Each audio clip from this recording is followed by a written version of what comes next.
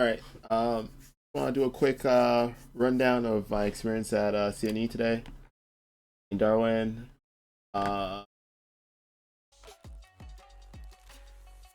okay. I don't know, it seemed good. All right, so starting off with like actually getting there because of Darwin, it was pretty easy to get there, even though I had a pretty good idea of how to get there. When we actually got there, it was dead. There was absolutely no one there. There was no like CNE members or anything like that. It was hard to kind of find how to get in. We were told to be there for 9 to group up, and then we'd be let in by 9:30. But the security was like, nah. The security was very good at their job. Let's just say that they're very good at their job, and they believe that like everybody was just trying to sneak in. So you had like me and Darwin basically solving the entire issue just by kind of showing up because we were the first ones who were very persistent on trying to get in. Once we did that, like the tournament organizers, employees, a whole bunch of people had to come over to prove to this lady that we were allowed to be in that like environment. The security supervisor guy came too, and he's just like, "Oh, yeah, that's okay." And I know she was just doing her job, but a part of me still smiled when I was just like, "Yeah, that's right. That's right. I'm not leaving here anytime soon." The other part too, something that I'll learn forever for tournaments is always eat at home or eat outside, because when you actually get to certain venues, first of all, you can't bring food into the areas, which I should have obviously known. And then the other part is that like you can't. A lot of times you might not find food anywhere, depending on when the event starts. So there you have it. Me playing on a medium coffee, Coke, which cost $4, and a coffee that was like I don't know how much it was, but no, it was all right. And just having jitters. So now once me and Darwin actually got inside, like the chairs feel incredible. Like you really feel like you're sinking in. They everything of that tournament helps you zone in. The curved monitor is actually really cool too, because you're 2 players playing, and you're going to be playing like kind of like from this angle rather than like this as a single person at your normal home. The curved monitors are actually great because you always basically have what you need. It doesn't feel weird playing from the side. Great for thank you technology. So now the atmosphere and all that. So the headsets, the gear, the existence, how devoted people were to making sure things were in order. Everything was fluid, smooth. Meeting people, just seeing people show up. No one has like, even though people are really good and all that, no one has an ego. Everyone just kind of shows up to try their best. I think it kind of made me realize that competition doesn't have to be 1 versus 1, like you versus anybody else. It's quite literally like whatever you are practicing that you're using against someone else. So that other opponent is a measurement of your growth. It's not even like, it's not even like, oh, I'm going to crush this person. It's like, yeah, you can have that ego, but really, like in the moment, it feels more like you're just practicing your growth against their growth, and that's all it is. So yeah, that was pretty cool. I didn't eat, we didn't eat until we left the tournament, which I'll tell you about the results towards the end of the video. Being in an environment that has people who are passionate and enjoying what they actually do themselves is probably the most uplifting thing I've ever experienced. I mean, with no. It's just like you really don't know who you are sometimes until you put yourself in different environments, and I think that is actually the biggest lesson to learn. I'm even trying to figure out now how to like replicate the environment in my own home to feel like a tournament setting. I'm probably gonna get like a headset and all that just to facilitate like that environment. Move my computer to like the corner of the room so that when I'm gaming, I'm not looking at anything but my computer, like just like straight like that. I would say that it's absolutely like, if you're ever curious about doing something in your life, just go to whatever event is like the most immediate event that is relative to what you're pursuing. From there, you will know for sure if you love what you do, and if you're willing to sacrifice and sacrifice maybe your budget or your income, look like a fool for 15 years if that's however long it takes you to achieve whatever you want to achieve in life, in that field, obviously.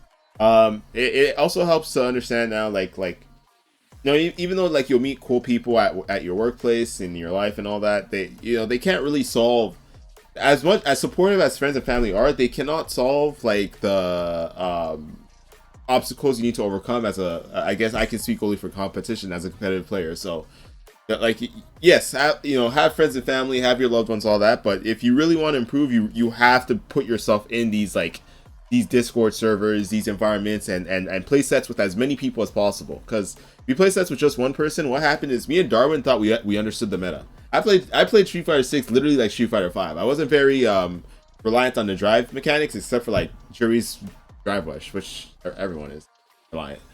So when me and Darwin get to the tournament, everybody and their mother like is just playing fucking aggressive.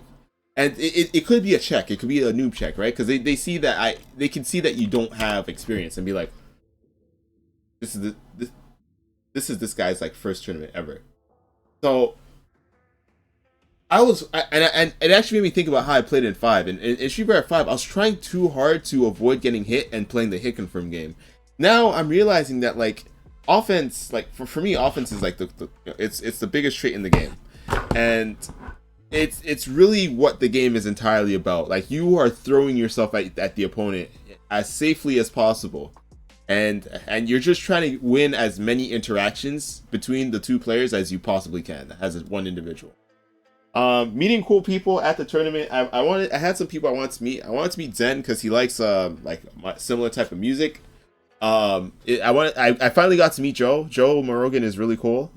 He was giving me and Darwin tips before we entered, telling us that we were too passive. And I already thought that me and Darwin were playing pretty fast. But when you enter the tournament, people do not give a fuck. Like, this is not Street Fighter 5. People don't give a shit. They are full sending everything, and it's not random, right? It's like you can see what they're trying to achieve in the game. So I actually like knowing now how the meta works. The game's gonna be free, bro. Free. Next tournament's gonna be free. Speaking of that, figuring out how to get to tournaments and to maintain like a competitive stride might be the challenge for me. Street Fighter is much more accessible this year than it was like previous years, especially because of how many online tournaments there are. So just figuring out how to enter all of those and just spamming the fuck out of tournaments is like the goal. Belonging was also like a really cool feeling. Usually with gaming, when you talk to people outside of games, you are wondering if they care or if you should even talk about whatever you're talking about, or if you're like a nerd for fitting in or trying to fit in with people. But when you enter like the tournaments, you literally just feel like you were supposed to be here from like the moment you were born. It feels so like engulfing, which is a great feeling. So yeah, I met Joe Morogan. He signed my hitbox. Darwin signed my hitbox. The downside is though, Joe signed it over here, like right here, and my sweaty hands kind of wiped off the Rogan, but you can tell it's him.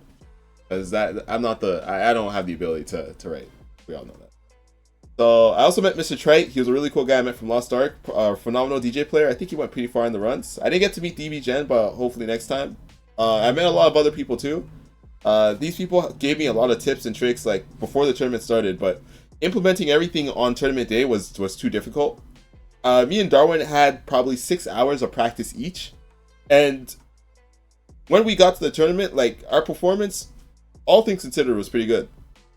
The only problem was that we were slower than every other player in the we were slower than every other player in the tournament, so we were just like, man, that sucks. We didn't have a read on the meta. Like I always made fun of North American players when they play League for the entire day, like for entire 8 months, go to Worlds and say they don't have a read on the meta. So what happens is when you play the same group of people and you guys kind of agree on like what's strong because one person stomps somebody else, and then you go to like a tournament and everybody has a different way of playing, whoever's style that is the most consistent against all other styles is the one that wins. So it like you have to get yourself to play against people who you don't play all the time. Otherwise, you're gonna get comfortable, and there's a certain point where people just play off tendency.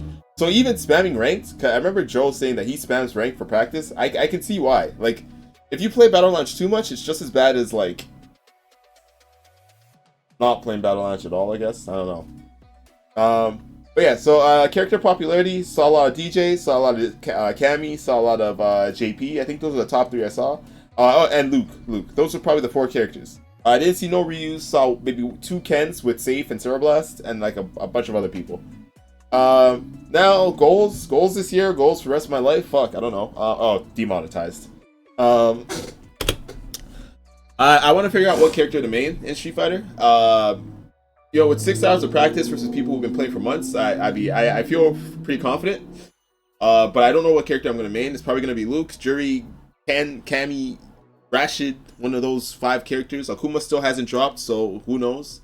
That's one of the characters I'm gonna play in 6. What games to main? I'm still deciding between League and Street Fighter. I might end up playing both. I'm gonna have to make good use of my off days to achieve that. I definitely want to be competitive. I definitely want to stream. I definitely don't think this will be the last tournament I am. All right, yeah. Video's over. Thanks for watching. All right, did I win? Fuck no. Absolutely fucking not. Oh yeah, let me set like a bookmarker or something so that it's easy for Darwin to find the end of the video. Hold on. That bookmarker. All right, hold on. You know what, guys? You know what I'll just do? I'm just gonna press stop recording.